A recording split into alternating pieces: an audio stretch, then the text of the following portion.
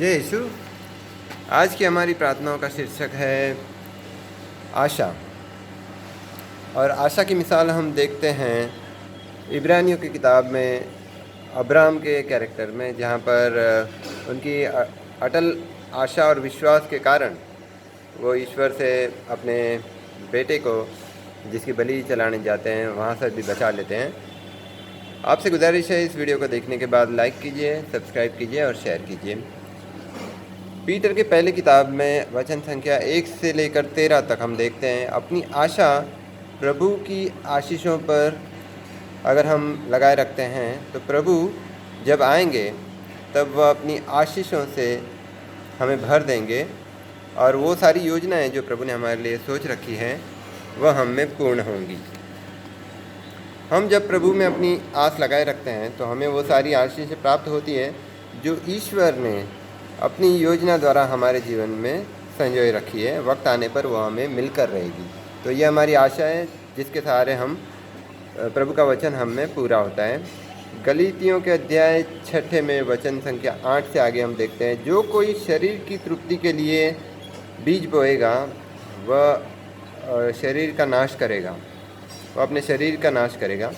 जो कोई अपने शरीर की तृप्ति के लिए बीज बोएगा वह, लेकिन अगर हम अपने शरीर के लिए नहीं अपनी आत्मा के लिए बीज बोते हैं तो न कि सिर्फ हम अपने शरीर को लेकिन हमारी आत्मा को भी हम बचा लेते हैं।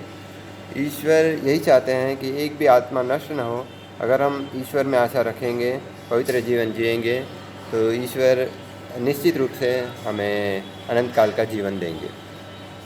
इब्रानियों की किताब में हम मिसाल देखते हैं अध्याय 11 और वचन संख्या 11 से आगे। अब्राहम सारा दोनों अपनी उम्र के आखिरी पड़ाव में हैं, जहाँ पर अब्राहम की उम्र करीबन 100 साल की है और सारा की उम्र है 90 साल की आयु। उस मकाम पर भी वह अपनी श्रद्धा और आशा के कारण उन्हें इतनी बड़ी उम्र में भी संतान प्राप्ति होती है ईश्वर की आशीषों और आशीर्वाद से।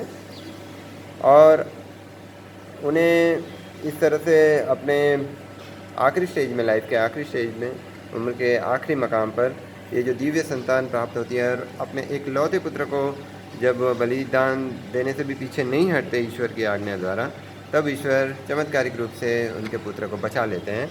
ये संभव है उनकी, अब्राहम की, ईश्वर में अटल श्रद्धा और विश्वास के द्वारा।